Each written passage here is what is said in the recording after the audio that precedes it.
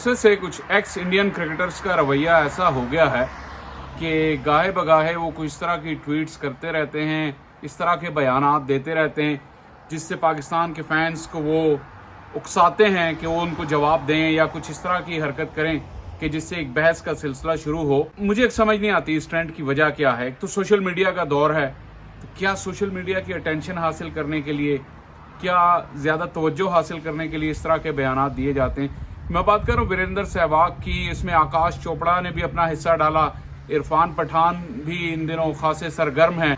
वीरेंद्र सहवाग के केस में तो काफ़ी हमें स्टोरीज पता हैं कि किस तरह उन्होंने इस चीज़ का इजहार भी किया कि कितना उन्हें पाकिस्तान से प्यार मिला जब वो यहाँ पे आए थे, कितना उनको अप्रिशिएट किया गया और कितने वो खुशी से और मज़े लेकर इंजमाम की किस्से बताते हैं, उनकी तारीफ़ें करते हैं। तो फिर उनका ये रवैया देख के हैरत होती है।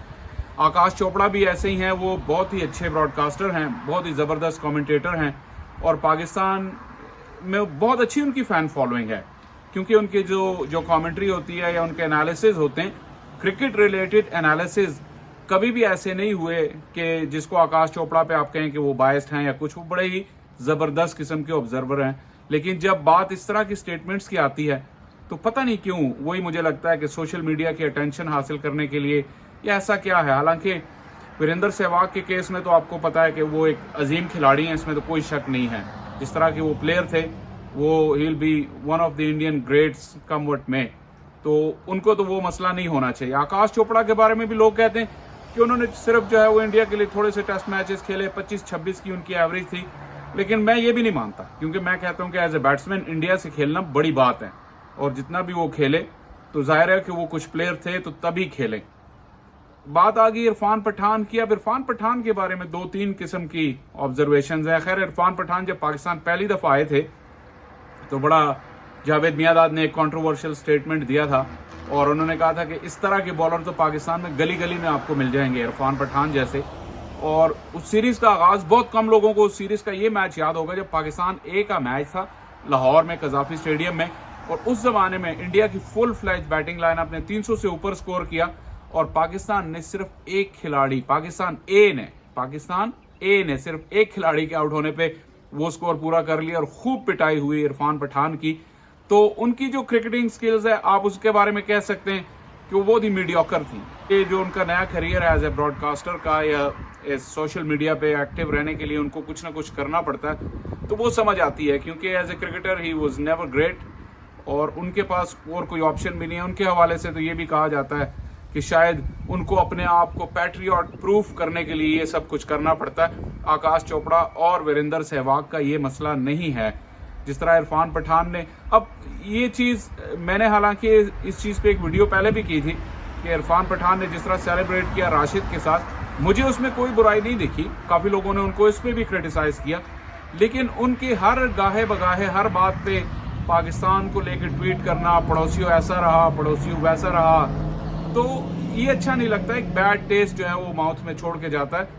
और अक्सर इसीलिए कहते हैं कि money doesn't buy you class. अगर आप में क्लास नहीं है तो जितने मर्जी आपके पास दौलत हो तो वो आपका कुछ भी बिगाड़ नहीं सकती और आप में वो क्लास और क्वालिटी नहीं आ सकती।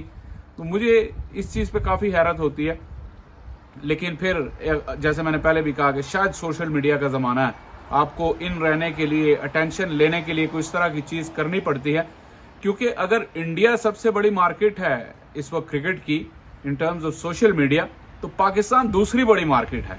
तो पाकिस्तान की मार्केट को भी इन्वॉल्व रखने के लिए उन्हें कुछ ना कुछ करना पड़ता है इस तरह, ताकि उन्हें यहाँ से भी अटेंशन मिले। और इंडिया में शायद उनको ज़्यादा अटेंशन इसलिए नहीं मिलती क्योंकि इंडिया में बड़े बड़े नाम हैं, वो दुनिया के जो बड़े सुपरस्टार्स हैं उनमें ज़ाहिर है इंडियन सुपरस्टार्स का नाम भी आता है और उसमें इरफान पठान का दूर दूर तक नामो निशान तक नहीं है। तो शायद ये वजह समझ आती है।